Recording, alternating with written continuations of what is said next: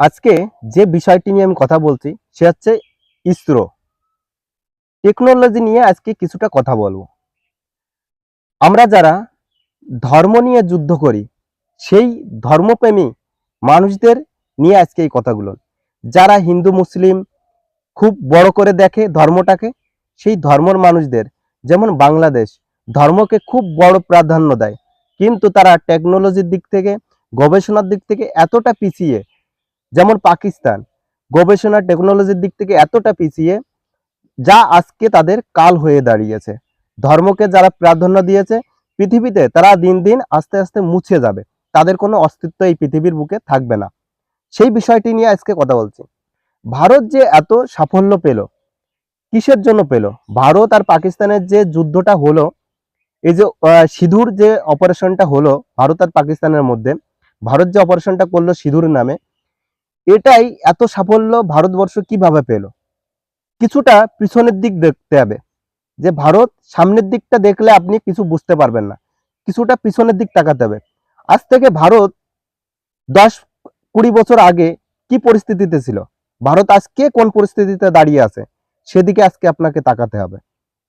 তাহলে ব্যাপারটা আপনি ক্লিয়ার ভাবে বুঝে যাবেন।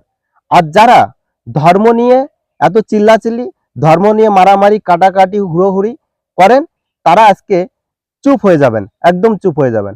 আর কোনোদিন ধর্ম নিয়ে কোনো কথা বলবেন না, জাতিভেদ করবেন না, কোনো কিছু আপনাদের মনে আর আসবে না। পৃথিবীর সব থেকে বড় অস্ত্র কি জানেন? সে হচ্ছে শিক্ষা। মানুষের মধ্যে শিক্ষা এমন কিছু পাওয়ার তৈরি করতে পারে, যার উপরে কোনো কিছু পৃথিবীর যে, মানে কোনো জীব জন্তু মানুষ এমন কি আছে, পৃথিবীর কোনো কিছু যেতে পারবে না। সে হচ্ছে গবেষণা, উচ্চ শিক্ষিত লাভ করে কোনো কিছু নিয়ে রিসার্চ করা। এটা মানুষের সব থেকে বড় অস্ত্র হয়ে দাঁড়িয়েছে আজকে। আজকে ভারতবর্ষ গবেষণা করে বা মেধাকে খাটিয়ে আজকে ভারতবর্ষ এমন একটি জায়গা তৈরি করে নিয়েছে, যে পৃথিবীর কাছে ভারতবর্ষ একটি তুচ্ছ দেশ নয় বা একটা তুচ্ছ নাম নয়, খুব বড় একটা নাম, খুব বড় একটি জায়গা। আজকে যে যুদ্ধটা পরিচালনা করা হয়েছে পুরোটাই পুরো ইসরোর হাত ধরে। ইসরোর হাত ধরে কিন্তু এই যুদ্ধটা পরিচালনা করে। সৈনিক সামনে ছিল, কিন্তু সৈনিকরে পুরো নির্দেশনা দেয়া, সৈনিকরে জায়গা দেখানো, সৈনিকরে কিভাবে অ্যাটাক করতে হবে, পুরো প্ল্যানিং ইসরো করেছে। দেখুন,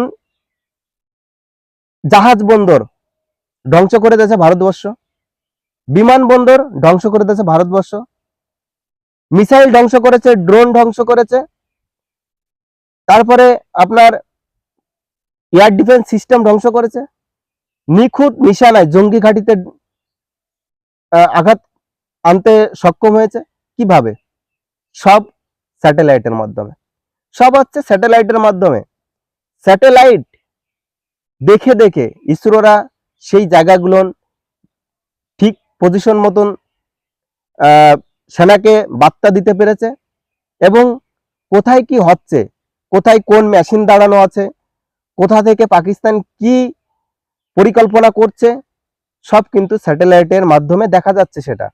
আর সেটা ভারতবর্ষে দাঁড়িয়ে সেই কাজগুলো কিন্তু ইসরো করেছে, এবং যারা সেনাপ্রধান আছে, যারা যুদ্ধটাকে পরিচালনা করছে, তাদের কাছে কিন্তু এই বার্তাগুলো পৌঁছে দিয়েছে ইসরো, এবং পিকচার সহ ম্যাপ সহ সব তাদের কাছে পৌঁছে দিয়েছে। পৌঁছে দেওয়ার কারণে কিন্তু নিখুঁত নিশানায় আজকে আঘাত এনে পাকিস্তানের নাস্তানাবুদ করে ছেড়ে দিয়েছে। তো বাংলাদেশের এক ভাই দেখি ভিডিও করে ছেড়েছে যে 6 ঘন্টার মধ্যে ভারতবর্ষকে দখল করে নেব, 6 ঘন্টার মধ্যে। আপনি একবার ভেবে দেখুন তো, যেখানে পাকিস্তান পারমাণবিক বোমার হুমকি দেয়, মানে কি বলবো, সেকেন্ডে সেকেন্ডে পারমাণবিক বোমার হুমকি দেয়, আজকে কোথায় সেই পারমাণবিক বোমা পড়ে রয়েছে? কিন্তু ভারতবর্ষ যদি চায়, ওর পারমাণবিক বোমাও কিন্তু ধ্বংস করে দিতে পারে, সেরকম ক্ষমতা কিন্তু ভারতের হাতে আছে। ভারতের সীমানায় ঢোকার আগেই তার মিসাইল ধ্বংস করে দিচ্ছে। আপনি ভাবুন, আজকে নিজের স্বদেশি প্রযুক্তিতে ভারত কোথায় নিজের ডিফেন্স সিস্টেমকে, নিজের মহাকাশ গবেষণাকে, নিজের দেশের টেকনোলজিকে আজকে ভারতবর্ষ নিয়ে গেছে। এটা হচ্ছে শিক্ষা। এই শিক্ষা যদি তোমার মধ্যে না থাকে, তুমি কোনোদিন এইসব করতে পারবে না। আপনি বলুন তো, আজকে আমার সঙ্গে যদি কেউ গন্ডগোল বাঁধে, তাহলে আমার হাতে অস্ত্র আছে, তোমার কাছে অস্ত্র নেই, বাঁশের লাঠি আছে, কোনো একটা কিছু আছে, কিন্তু তুমি বলছো আমার ইমানের জোর আছে। ইমানের জোরে কি তুমি লড়তে পারবে? তোমার তুমি বলছো আমার দেবতার জোর আছে, তুমি দেবতার জোরে কি লড়তে পারবে?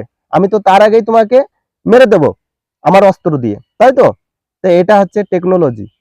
টেকনোলজির যুগে নিজেকে যদি তুমি আপডেট না করতে পারো, যুগের সাথে সাথে নিজেকে আপডেট করতে হবে, যুগের সাথে সাথে নিজেকে নিয়ে চলতে হবে।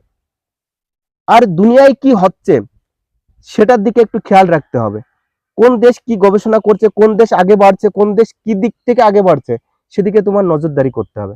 তাহলে তুমি একজন সফল, যুগের সাথে তাল মিলিয়ে আপডেট মানে দেশ গড়তে পারবে, সেই মানুষগুলোকে গড়তে পারবে। আজকে আমাদের দেশের কি বলবো, একটা ছোট বাচ্চা যে মেধা নিয়ে পড়াশোনা করে বা যে বইগুলো নিয়ে পড়াশোনা করে, সেই বই পাকিস্তানে যারা বিয়েতে পড়ে তাদের পড়ানো হয়। বাংলাদেশে কি হয়, বাংলাদেশের শিক্ষা এতটাই লো কোয়ালিটির যে একজন কৃষককে সেই জায়গায় বসিয়ে দিয়েছে যে মহাকাশ গবেষণা করবে। আপনি ভাবুন পরিস্থিতিটা কোথায় আছে। আবার তারা বিভিন্ন দেশকে হুমকি দেয় যে আমাদের একবার সরকার পারমিশন দিক, আমরা 2 ঘন্টার মধ্যে এ দেশ দখল করে ফেলবো, আমরা 2 ঘন্টার মধ্যে ও দেশ ধ্বংস করে দেব। ঠিক আছে ভাই, তোমরা যাদেরকে নিয়ে লড়তে চাও, তোমরা ভাবো যে আমি একজন মুসলিম বা আমি একজন হিন্দু, আমার পাশে হিন্দু দেশ দাঁড়াবে, আমার পাশে মুসলিম দেশ দাঁড়াবে। এটা কখনো না। নিজের না থাকলে অন্য খেতে দেয় না, এটা সবসময় মনে রাখবে। ঠিক আছে, একজন যে ভাইটার কথা আমি বলছিলাম যে 6 ঘন্টার মধ্যে ভারতবর্ষ দখল করে নেবে, যে ভাইটা বলেছে,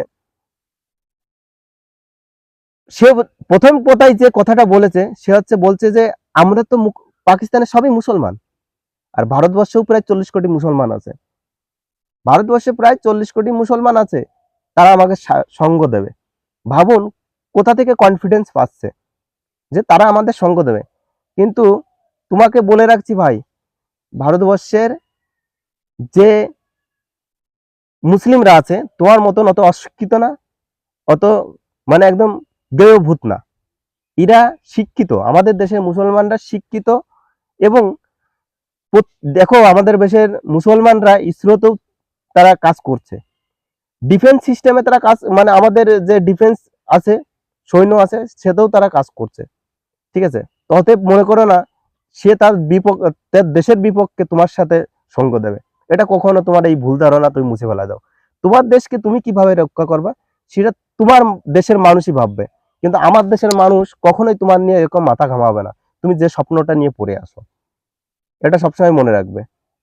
তো বাঁচতে চলে ওই একঘেয়েমি শিক্ষা ছেড়ে দাও, ওয়ার্ল্ড বেসিক যে শিক্ষা দেয় জেনারেল নলেজ, সেই নলেজ নিয়ে পড়াশোনা করো, জীবনে আগে বাড়তে পারবে।